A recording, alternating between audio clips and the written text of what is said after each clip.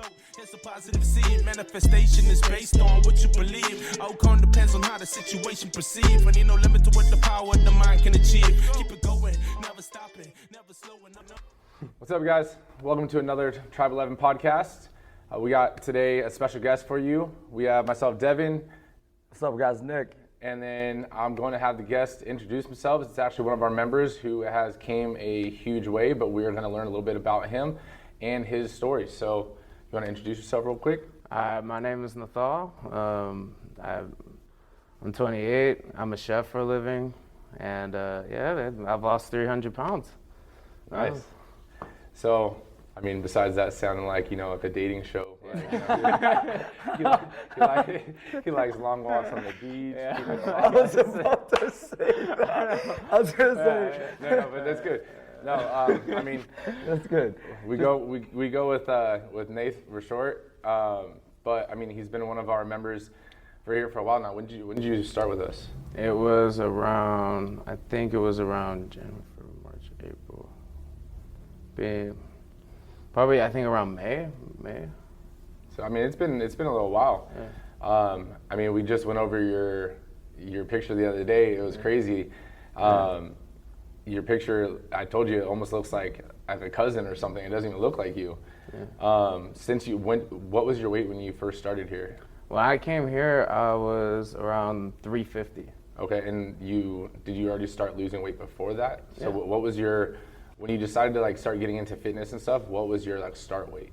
When I could record, so at the time I wasn't I was looking at the scale, but I never had a scale that could weigh up, and I kept trying to diet until I hit. The weight I could record was 450. Okay. So before that, I was heavier than that, a tremendous amount of heavier. But when I could start to record, it was 450. Then. Okay, and then you said you're about 350 when you came here. Mm-hmm. And what's your current weight right now? I am right now 205. Nice, man. Congratulations. Yeah, it feels good. Yeah, I mean, that definitely, we see how hard you push yourself, every single day. I remember the first, couple workouts when you came in. Remember with the ab wheel and bear crawl, and I told you that talk that I was bro, it's okay, take your time. That's what we're all about. We'd rather you go at your own pace than try to go beyond what you're capable at the moment, and then risk injuring yourself. And then I could just see it in you, bro. I can see the way you looked in my eyes. I know you wanted it. So that's why I told you, bro, we can do this. Just take your time on it. And it's crazy, looking back on it. Now it's you're doing crazier stuff like that, I don't even want to do sometimes.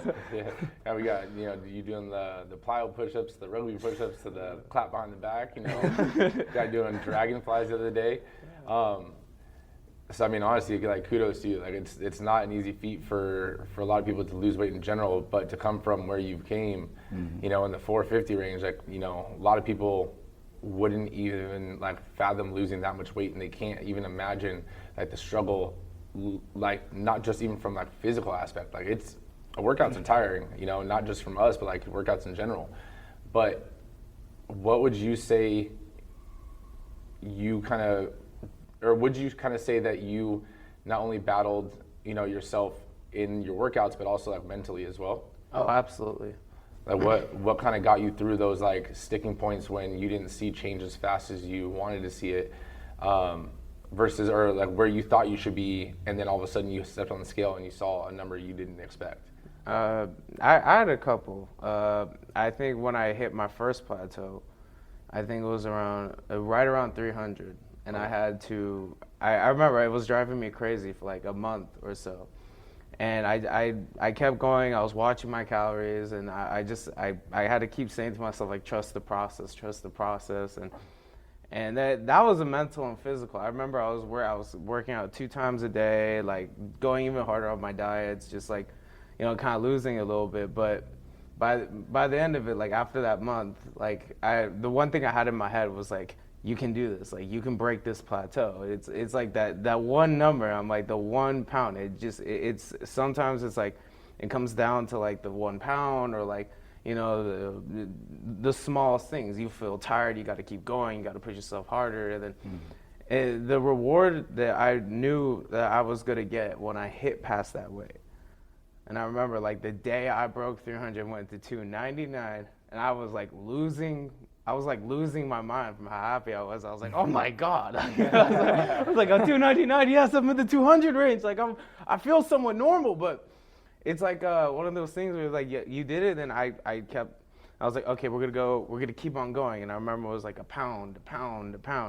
And then just one day, 5 pounds. Like one day, like I'll get a reward, 5 pounds. And like I didn't never notice like the physical or anything like that. It was like the weight, like how am I feeling? Am I feeling stronger? Am I feeling lighter?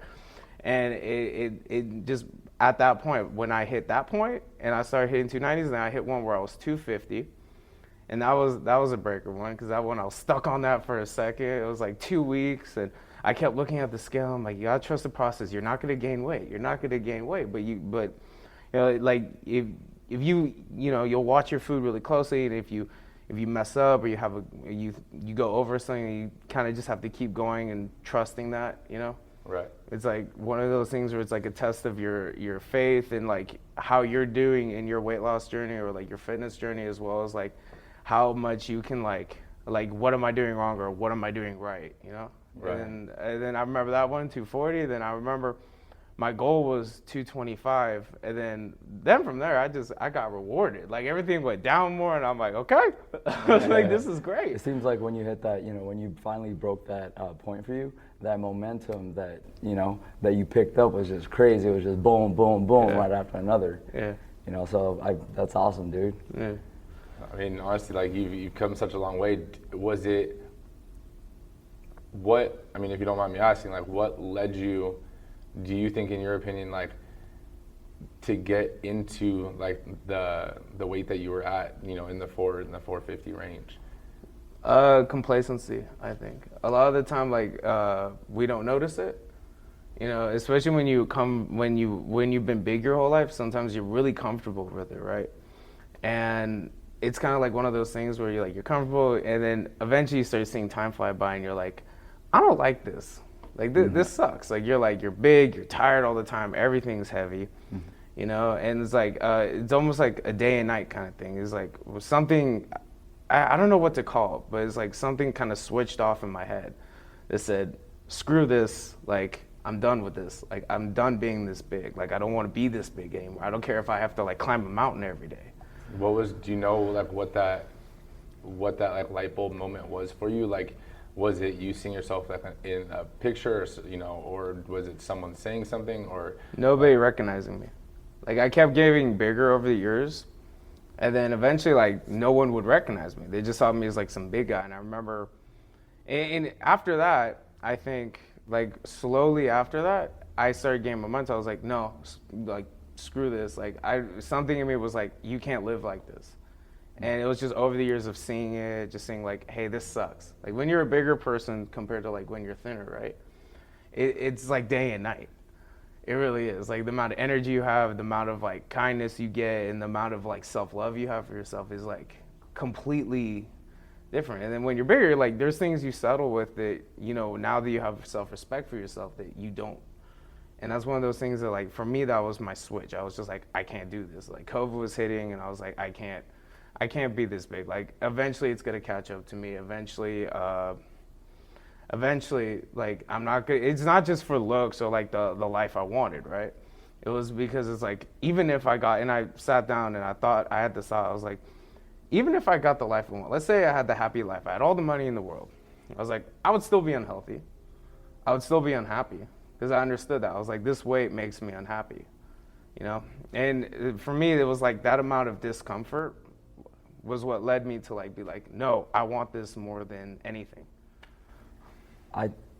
That's your why. That's your why, and I think that's such a powerful driving force. Like that backed it up. That's how you're able to push through like those really hard moments. Because like that big jump of a number, like that's not easy, bro. Like I don't think a lot of people like can comprehend whether or not like they have gone through that kind of transformation or not, you know. But that's a big jump of a number, and all the things that you face through, like I can only imagine like having to stick to the reason why you're doing it, you know what I mean? And that feeling that you just described to us, Like I'm like as you were talking, I can feel it, you know, and like it's different aspects, but like I've had feelings like that, like damn, like no, like I cannot accept this current situation that I'm in. It's something that I I need to change, and it's going to happen. Yeah. And I mean, it's a huge point. Like, I mean, I don't know if you like picked up on it or like you really thought about what you said right there too. You said your why, but you explained your why. It could be anything in the world. You could offer me anything in the world, and it wouldn't matter as much as I want this thing. I want to get to this goal. That means no matter what plateau you hit, no matter what, you know, struggles you hit along the way, you were gonna will through it one way or another. Whether it was going to different gyms, whether it was gonna be getting a trainer, whether, you know, it didn't matter what the factor was. Like, you knew you were gonna get to, in your head, 225. And I mean, now you're past that, but I mean, like, that's huge. A lot of people don't realize that your why can't just be, oh, because I want. It's like, yeah, but do you want it bad enough, right? Like, there's a saying, you know, you have to, I'm gonna butcher the saying a little bit right now because I can't think of like it verbatim, but if you want your goal as bad as you want to breathe, then you will be successful. Yeah, Eric Thomas. Yeah. You want to be successful as bad as you want to breathe. Yeah. Yeah. That's a really good one. Yeah. You did mention a thing that actually I was going to ask you about it, so it's crazy that you even bring it up. You mentioned that you're treated a certain way from others being big versus being smaller. Mm-hmm. And can you elaborate a little bit on that? That yeah, I could write a book on that. Like, yeah, I mean, it's big. Like, okay, so when you're bigger, it's like the amount of like, people don't notice you, and that's something that like when you lose weight, that you start to realize. Like, especially when you look a lot better. Like, there's things you could get away with being bigger. Like, if you want to be quiet in a corner, right? If you're bigger, nobody will notice you, or even people get scared to approach you, or etc. Then, when you lose weight, you're used to being in that corner the whole time. So it's like one of those things where it's like you could. Like, I could quietly walk somewhere, someone will say hi. Versus when I was bigger, like, you know, people look the other way, or like, you notice when people look. Right. It's kind of like, you ever see the people with like elephant ears, things like that? Mm-hmm. People look, and you get so used to it, but then when you're thinner, you're not used to people being like, damn, like, in a good way. So it's like, it's one of those things where like day and night, or like the switch in people that you used to know. That's a big one. And I mean, it's a little bit shallow, but at the same time, it's like, it does feel good. Like, you'll see them, they'll look, and they'll be like, oh, shit.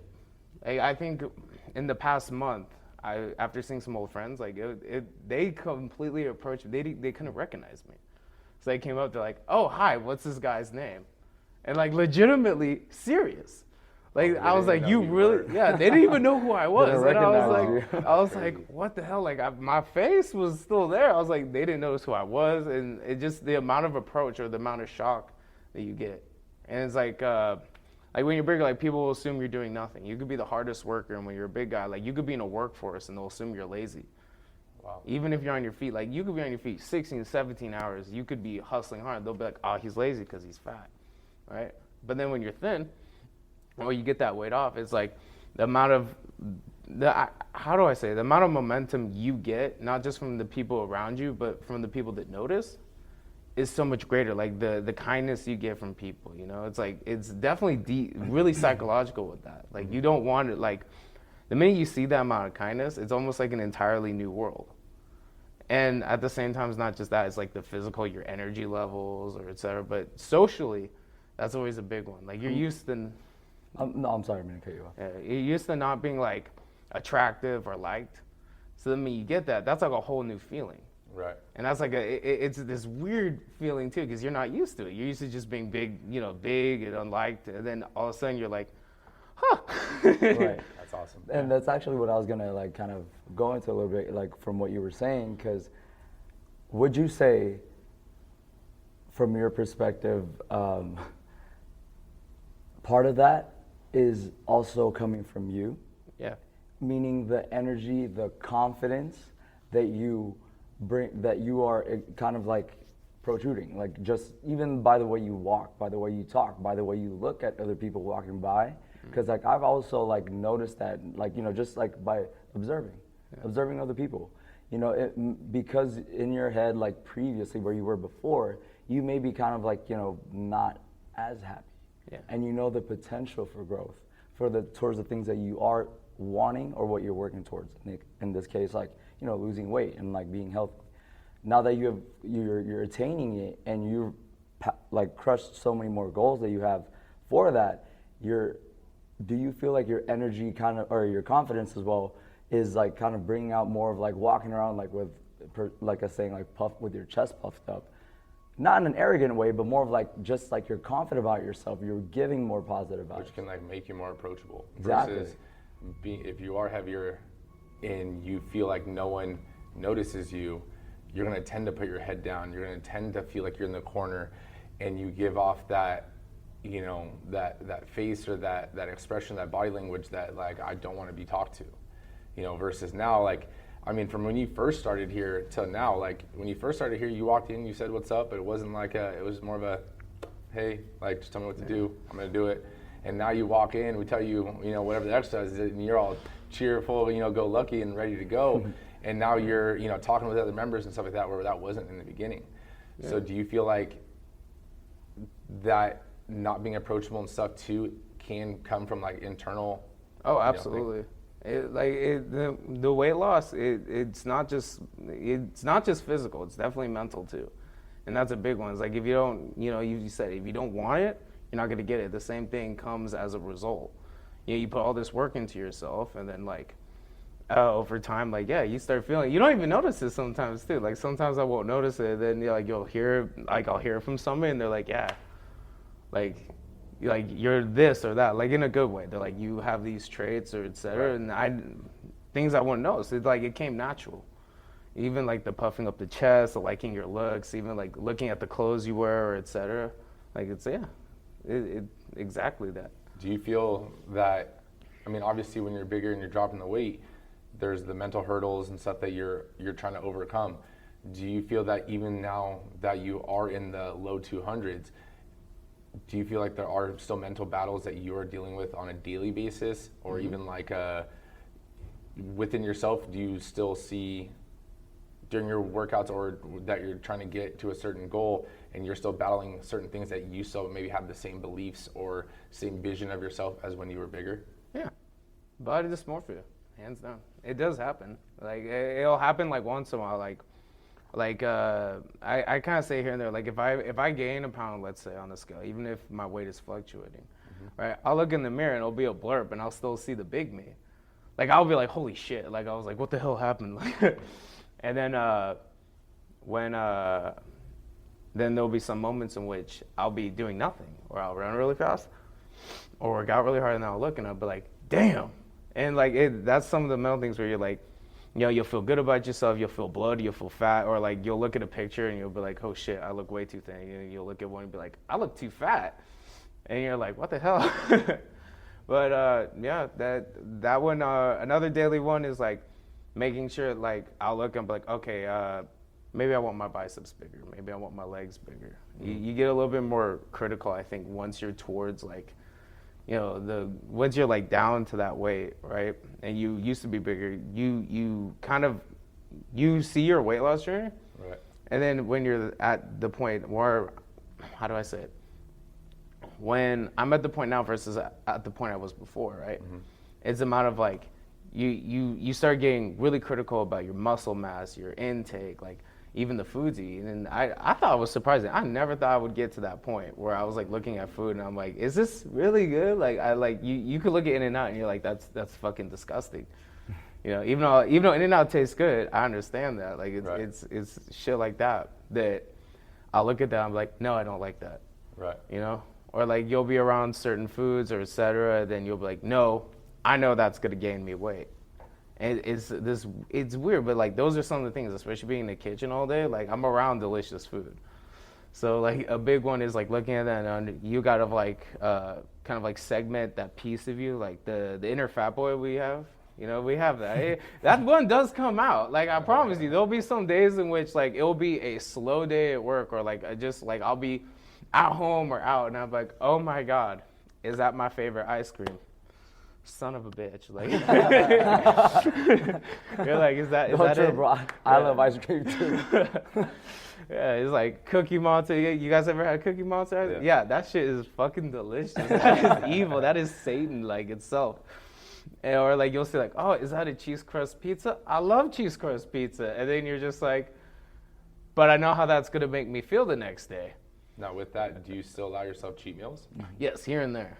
I think as I've gotten further down, because I did this like when I was in my 250s, I started implementing the cheat day. So before my goal, or before like 225 or 250-ish, I was like, okay, no cheat days. We're going hard, hard, hard, hard. And then eventually I was getting to the point where it's like, I was like, I need something, you know? And I think they are good for you. Don't turn it into a cheat day, because I think those are detrimental. Those, you'll gain like 5-6 pounds, and then when you're on your weight loss journey, your body will fight you for those 5 pounds. Like, you could lose 20 pounds in a day, and then gain those 5 pounds. It could take you a month to lose that. Your body will literally fight you on that just because it doesn't know any better. But yeah, I'll have a cheat meal here and there. Now I'm a little bit more critical. So even if I have a cheat meal, it's like, it's still relatively healthy. Like if I look, I'll be like, oh, I want a steak with Brussels sprouts, where I'm not counting the macros on it. But you're like, that's not necessarily bad. Mm-hmm. But it's like, I'm not going to like a pizzeria factory or like some Italian place. Like, I want to die from pasta overdose. But that's only because like once I hit that weight, I got even more inspired, you know, because I just more clicked. I was like, no, I don't need these cheat meals as much. Like, I don't need this. I can sustain what I'm doing. And like, then you see the fattening food. Yeah, once in a while we break. Once in a while you screw up, but then you flip it over and you're like, okay, back to what we're doing. Your perspective changed completely, huh? Yeah. Amazingly, it really is. It's like a kind of like a form of like insanity, you could say, because it's like, I remember even when I did this before and I failed at it, right? I remember I look at food, I'd have that like love, you know, like, oh, we could eat ice cream or things like that. And then now I look at it and it's like, no. And you even working out, you're like, oh, I'm tired. I don't want to do more. And now I finish a workout and I'm like, I just want my body to recover so I can go back and run. It's almost like the little Energizer bunny just juked inside my body. It's like, go, go, go. But do you think that's because you're impressed with yourself and you know your body's capability? Or on some days, is that because you're like, I need to do a second workout because I had a cheat meal yesterday? No, wait. Well, I mean, those I do feel too, but the big one is honestly just because it's like after I started seeing better results, right? In the beginning, you know, so the weight loss, you have your body dysmorphia, you don't see it. Then comes a point where I look in the mirror, I'm like, damn.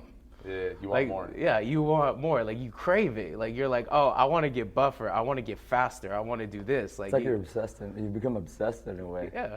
But that's definitely a good thing, though. That's a great way to look at it, because, I mean, I was gonna let you know, like, honestly, I don't know if you know this. I can't think of the hormone off the top of my head, but cheat meals, whether it is a steak and Brussels sprouts, like if that's what you're craving, like eat it. Cheat meals, there's actually a hormone that's released when you have the cheat meal that actually helps break your plateau, right? Mm-hmm. So if you're strict on a diet for a long time, let's say if you're only eating chicken and fish, a steak sounds like $1 million, you know? So it is beneficial and sometimes necessary for you to have a cheat meal. I mean, even when you were doing your show, like, remember I strategically placed your cheat meals, and your cheat meals weren't even super unhealthy either. Mm-hmm. But it was because you had certain like desires essentially when you're on your meal plan that you're like, I want this and I can't have it. Mm-hmm. It doesn't matter what that, if it's ice cream or if it's a steak, it's still something you can't have right now, you know? So as long as you're viewing your cheat meals as a thing to, enjoy yourself, you treat yourself, but you get back to work and you're not treating your next workout as a 2-a-day because to make up for your reward, and you're treating it as, I just want to see more results, and you just see the benefit from it, then that's a great way to look at it. Exactly.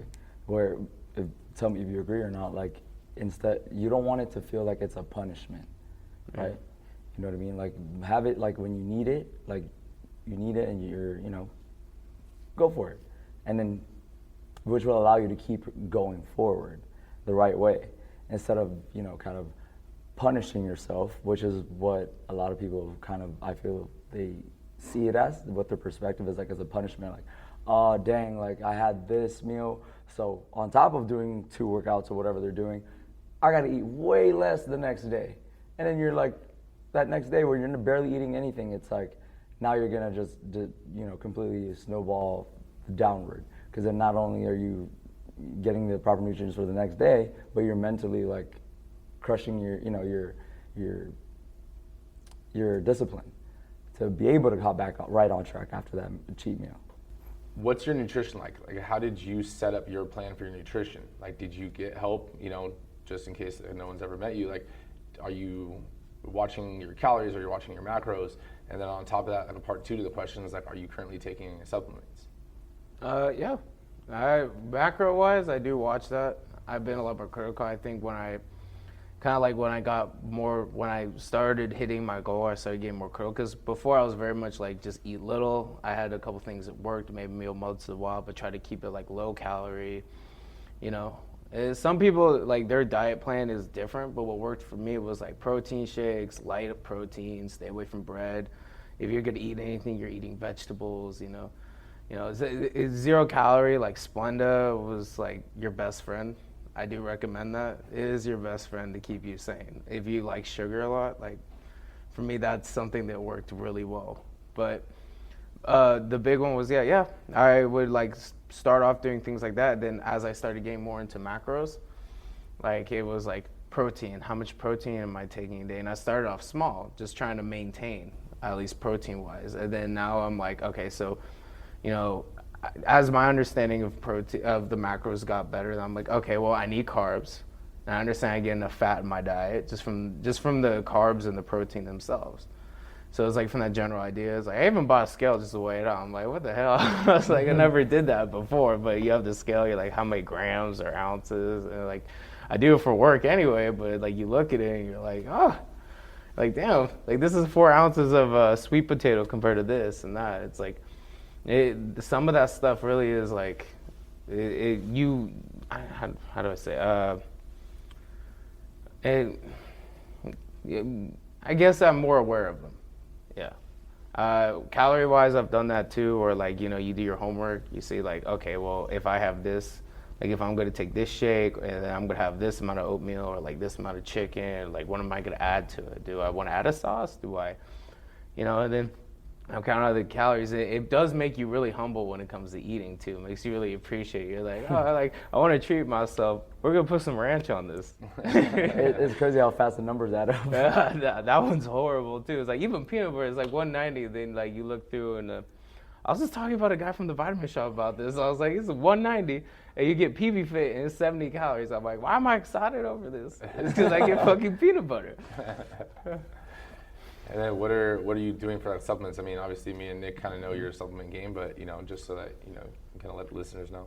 All right, creatine monohydrate, not the other ones, because the other ones they haven't been researched as well, and I stood behind that one because I looked it up just to be sure, because I'm like, I don't want, like when I was going on this weight loss, like I didn't want it to be I don't want to be anything too artificial, like things that work. But I don't want to be that guy on steroids. Like I don't. Yeah, we have enough to lose in our lives. Like I don't need to lose anything else. L-carnitine is a great best friend. I think that's definitely helped. I think get through plateaus. It's not the best. It's not the biggest one. I think the effort does it. Right. But like the L-carnitine definitely works. The BCAAs help keep you alive. And then what's the other one we had? Is the other one from First Forms for your skin. Collagen, there you go. That one helped when I was really sore. Like I was dying for like a couple of days, and I talked to Matt, or like you guys, I think, and they were like, take some collagen.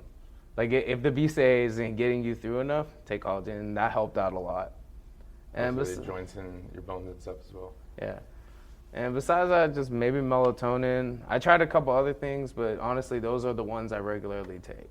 Okay. Yeah. I did have a question. What's it called? Oh. So with your whole process and stuff,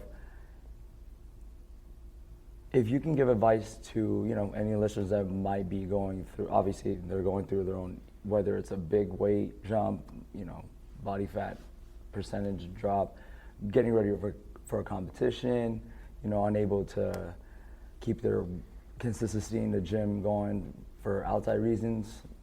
What would you, give as an advice? I think a big one is that people do get wrong, that people do say not to do, but this has worked for me. It's like the keep going.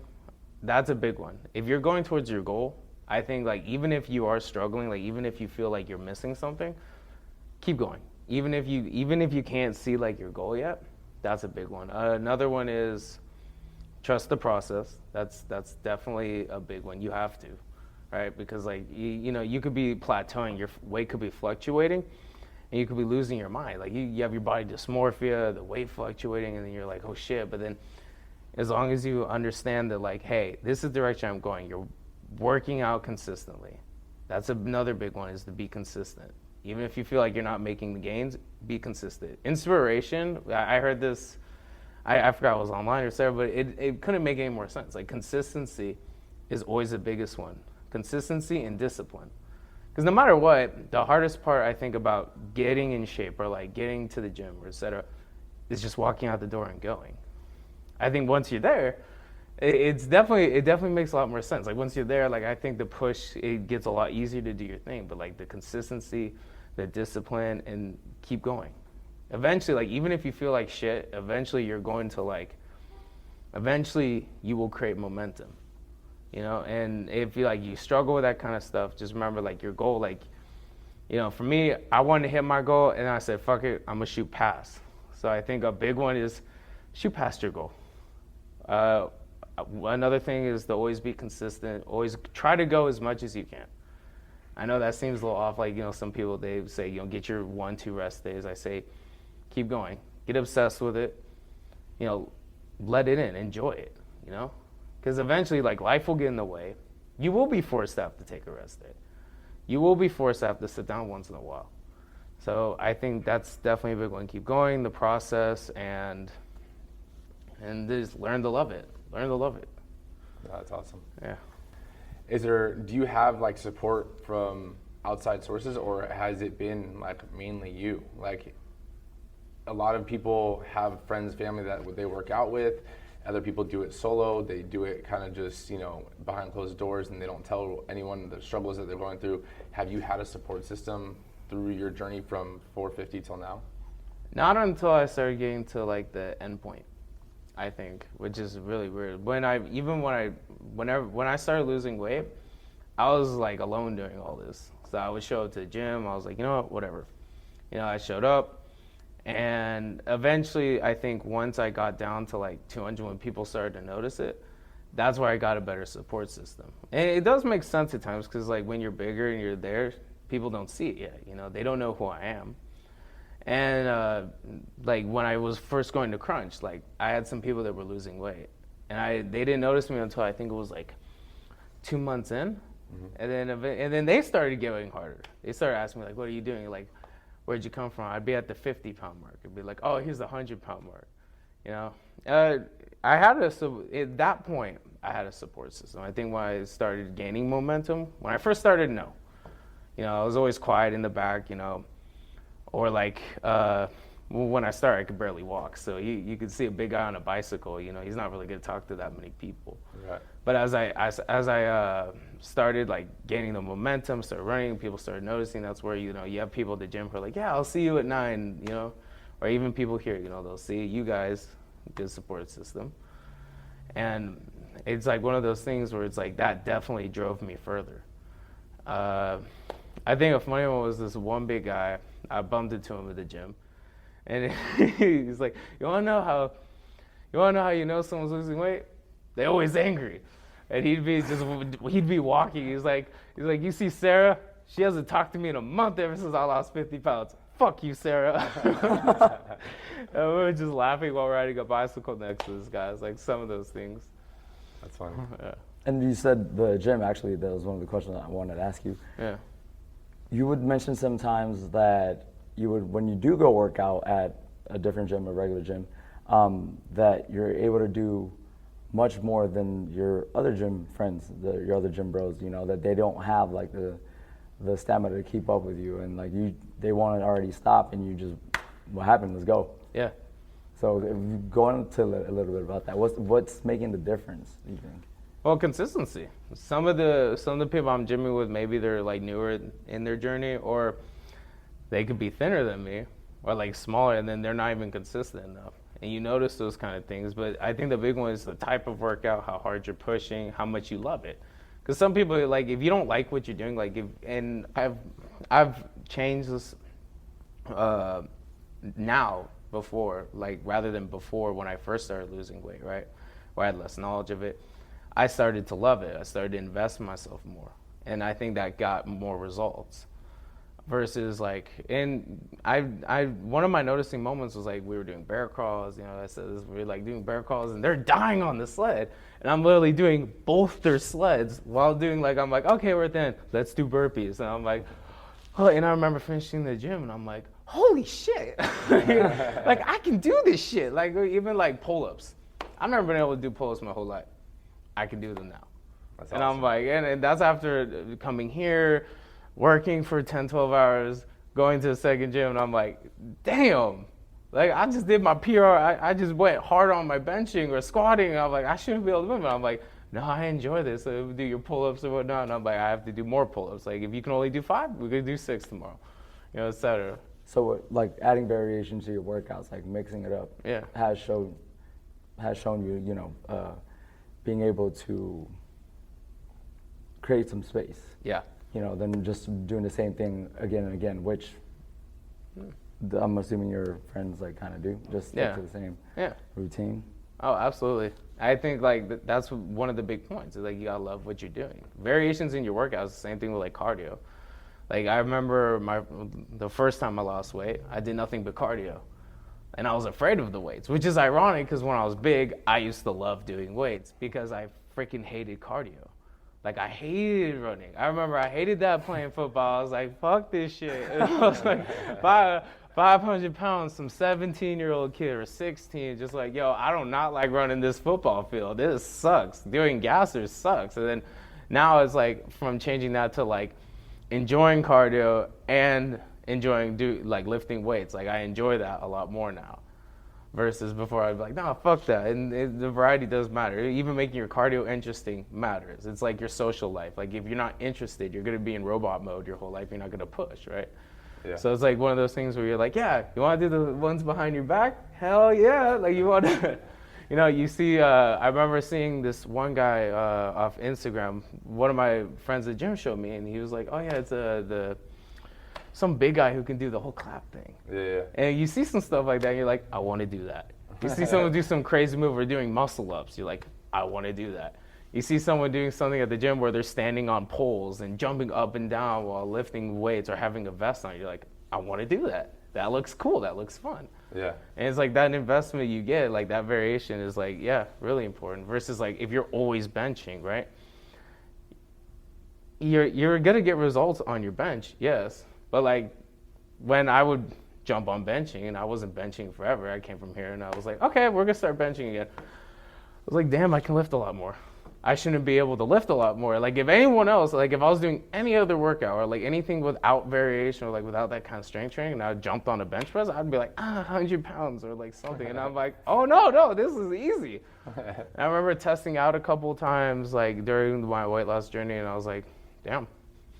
And even when it comes to like leg presses, squats, you're like, just, and it's like that variation, it helps build up even towards those things. Like if that's like your goal, if you're like, yo, I want to bench 500 pounds, you don't realize if like if you're adding the variations with all that stuff, right? Yeah. You don't see it working until you jump down there and work. Until you do it. Yeah, and then you're like, damn. I think the one thing that like a little side note from this is you follow, like you said, people on Instagram and other social media platforms that you've used from your point of your start till now as either inspiration or ways to learn to do things and stuff like that. And I know you're not huge on Instagram, but what you don't realize is I can't speak for other members at other gyms, but I know it's probably true. Our members here, when they see you, right, or when we've shouted you out and stuff like that, like, it inspires them. And I think you're at a point where you haven't realized it yet, but you're an inspiration to a lot of people, and you can be an inspiration to even more. To, you know, like today, like sharing your story, or to give the advice or the mental battles and like the advice that you've used to overcome them. So I mean, honestly, my one advice, side note from fitness, is, bro, you gotta hop on that social media, because I mean, I know that there's someone out there that, you know, is going through what you went through, or going through something similar to what you've been through, and that, you know, could use that little pep talk, or that can use the, hey, look, he did it, I can do it. Yeah. You know, so if nothing else, like definitely try to hop on and start being active on that, because honestly, you never know who's watching, whether they come up to you or not. Like, there are people always watching, you know, and believe me, you are an inspiration. I mean, even for us, like, you know, when we see, we're like, damn, dude, like that guy's work ethic is sick, and we've seen it a lot longer than you probably even noticed it, you know. But it's one of those things where that's why we wanted to bring you on, is because we know what it took. To a degree, we know what it took for you to get where you're at. We know that you've been through mental battles. We know that you can be such a big inspiration for people. You just got to get your word out there, you know. Yeah, you're right. So Yeah, like those, like guess they're right. with that social media move, many different ways to do it too, but definitely being able to relay to the people, knowing that they see you, and hearing and knowing that you went through all those things. You don't know what that can do for somebody internally. Like, imagine what you went through yourself. It's like, imagine what they also are feeling. You know, whether it's a little bit less, a little bit more, it doesn't matter. You just hearing your story can literally be that switch for them, and you never know that. Even like you said, even for us, like doing what we do, bro, seeing how and hearing how much it has changed your life. I mean, it gets like this little thing in my nose, like, you know, when you get a little choked up, because it's like it's a reminder, like why we're doing what we're doing, you know. So. But we want to thank you so much, you know, for letting us sit you down and actually coming in at a time that you wouldn't even come, because you're about to work out at, you know, in the afternoon, and you're a morning person. So we just want to really thank you, you know, for coming in and taking the time out of your day, especially your day off, you know, to actually speak with us, so that one person may be able to hear it and use it and give them that inspiration that they need going through their battles. So thank you.